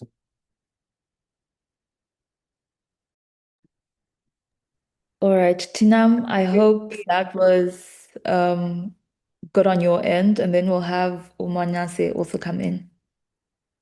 I just had maybe 1 minute to add in because we did preempt a lot of the communication shutdown. So we did try to integrate a communication system that would help to focus on documentation and sharing of information prior to the shutdown. So VPNs were already blocked from being downloaded from the App Store, among other areas prior, but some people did have VPNs, some of which worked. So relying on multiple ones allowed certain ones to work throughout the shutdown period. Some direct phone calls and messaging was also still possible. So some information was being shared that way. There was quite a lot of reliance on information coming from border crossing points, because those who are actually closer or able to access border points could access the network of the neighboring country. So there was some reliance on border points for more information sharing. There was definitely the use of like bit chat and a few of those alternative methods, although there is a lot of kind of infiltration as well. So that was not really the safest, but was one communication method that was used both in Uganda and in Tanzania. There's certain things I'm not able to share here.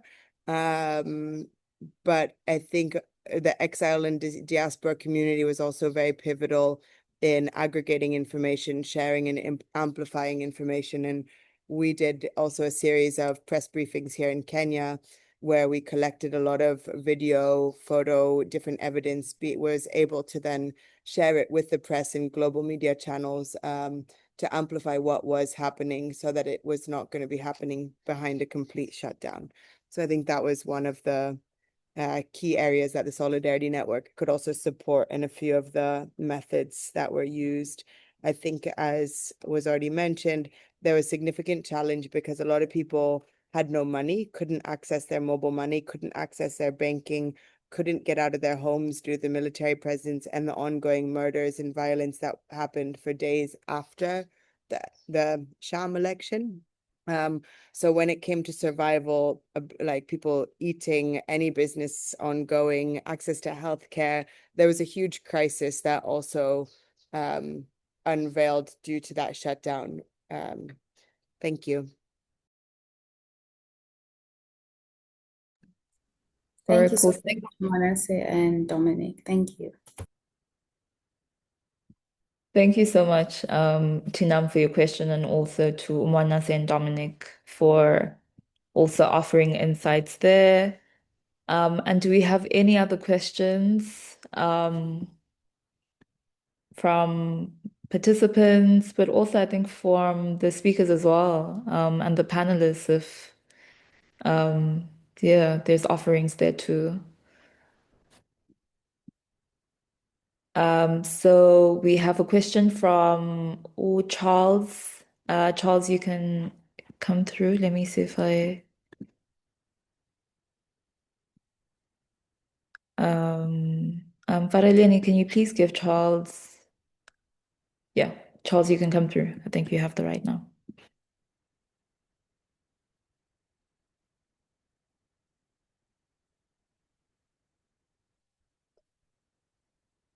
Charles, you can unmute.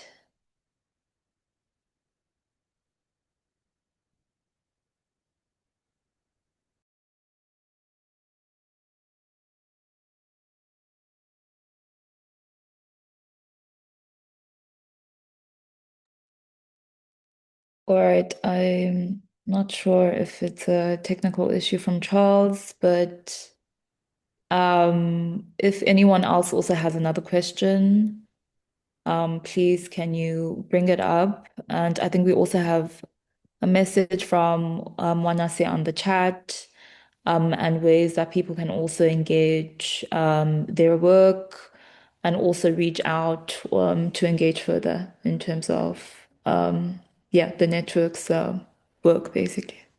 So thank you so much, Wanase, for attending and also for sharing your insights. Yeah. Thank you for hosting this important conversation, and thanks for having me. Lovely. Thank you. Charles, anything? I think he has technical I think his hand is issues. up in error. Oh, yeah. Oh, Yeah. I thought it's Okay. him. I think Charles is unmuted now, so we can. Yeah.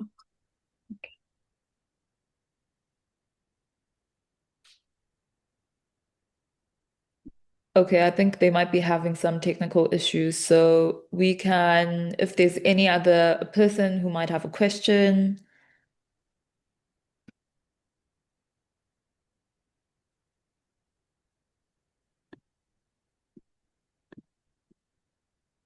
please come forward. But I think we've also had really amazing engagements.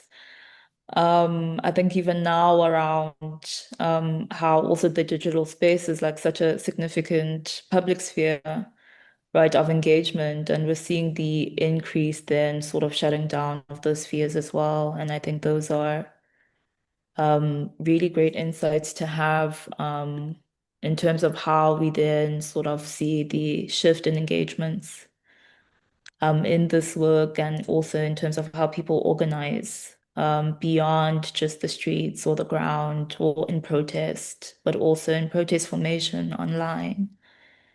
And yeah, and so do we have any other points, thoughts, discussions?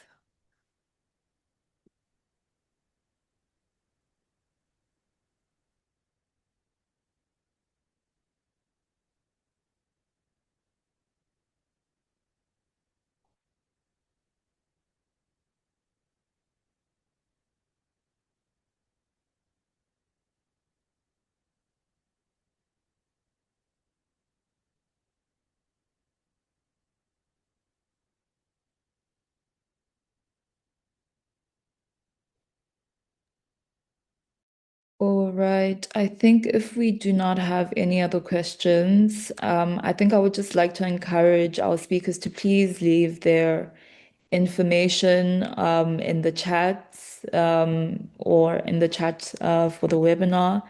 And then anyone who's interested in sort of having more active engagements or close engagements with any of the speakers, then that can be a thing.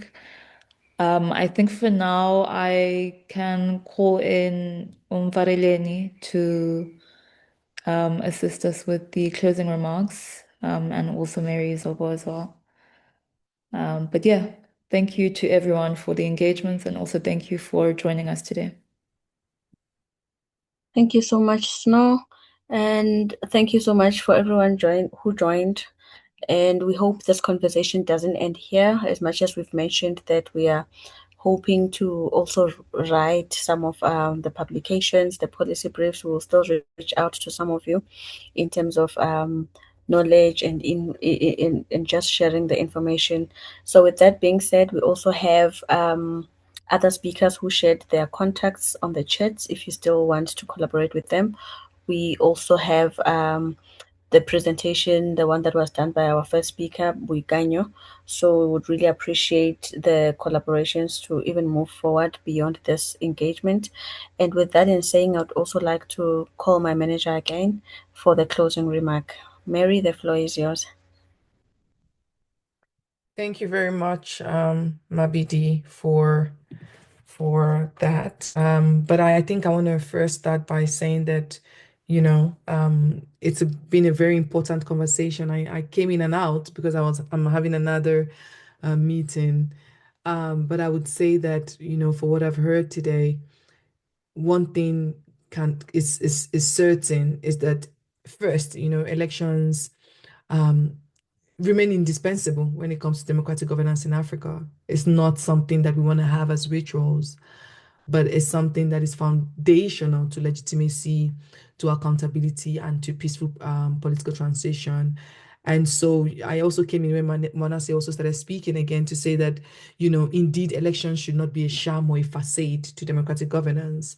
But I think our conversation has also reminded us that the mere occurrence of elections does not mean that elections automatically translate into democratic governance or democratic deepening. And so we see across Tanzania, Uganda, and South Africa that we observe different trajectories, but one thing is common, the tension. And right. And so in some contexts, electoral processes risk becoming instruments of political consolidation, where formal procedures are used to cover up or to mask the shrinking civic space, the securitized politics, and also the constrained competition. And then also there is the competitive constitutional systems that remain intact, but yet you realize that electoral circles expose the underlying fractures that some of the colleagues have mentioned, the inequality, the governance deficits, the frustration of the citizens, and the factionalism. And I think one thing that is beautiful is that almost all the speakers are young people. And I think it also shows that the role of youth, I mean, all of this cannot be underemphasized.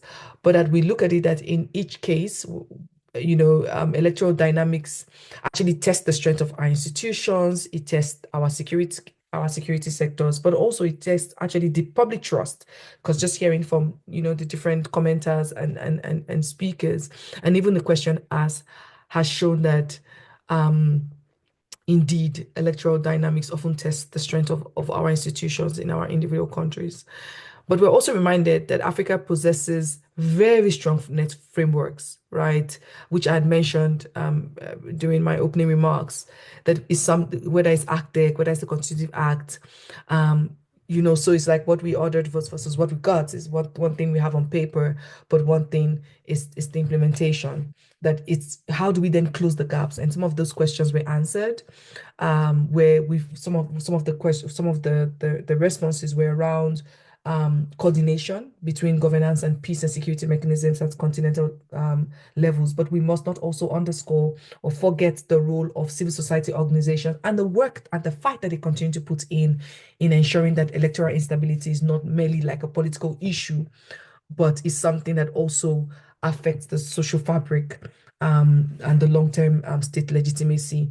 And so at CSVR, we understand that violence, whether it is open or closed, structural or spontaneous, it is often as a result of institutional weakness, is often as a result of unresolved grievances. I think that's some of the things that Mwanase had pointed out in her giving more of a background on Tanzania's elections or electoral processes, but to also say that electoral movements simply bring those tensions into sharper focus.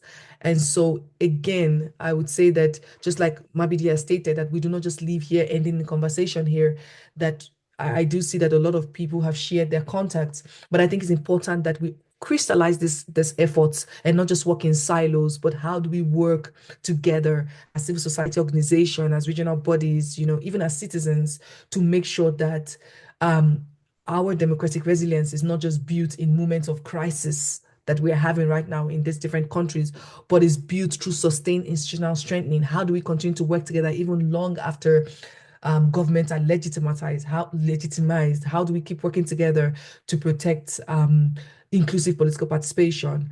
So one thing is for certain is that if elections are to remain instruments of democratic consolidation, then our work must not end with this dialogue. I think that's my call to action, is that we must continue to work through policy engagement, to advocacy, litigation, regional cooperation. We should work together. I know that myself and Moana already work together, but I would like us to work with other civil society organizations in the group. I would like us to work with partners in the group. I do not want us to leave this space not just more informed, but more deliberate in asking ourselves, how do we work together and not in silos to strengthen democratic governance in our respective context?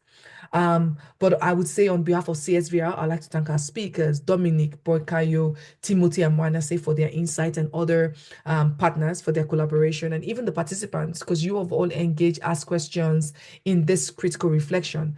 And so I leave this conversation very realistic, but also hopeful. Realistic about the institutional weaknesses that we must confront, about the issues that we must face, but hopeful because the intellectual capacity, leadership that has been demonstrated here today, whether from the tech side or from the historical side, just shows that democratic engagement is very alive. It's very analytical, very thoughtful. And I would say that the future of democratic stability in East and Southern Africa would not depend only on the constitutional provisions or on the AU, but on the quality of the civic engagement that we nurture. And so Mabidi and Snow, thank you so much for an excellent moderation. The work continues, and so must our collective commitment. So please reach out even to us at CSVR. We're ready to partner, to Mwanase, to all the other organizations that are in here, so that we can actually consolidate our efforts to make sure that we continue to move our continent forward. Thank you so much. I would say have a good afternoon and enjoy the rest of your day. Back to you, Mabidi. Thank you so much, Mary. And with that being said, thank you everyone for participating and for engaging in this webinar, hoping that we continue to still engage further, even in future. Thank you. Have a lovely afternoon. Bye. Thank you. Bye. Thank you too. Have a good day. Thank you. Have a good day. Thanks.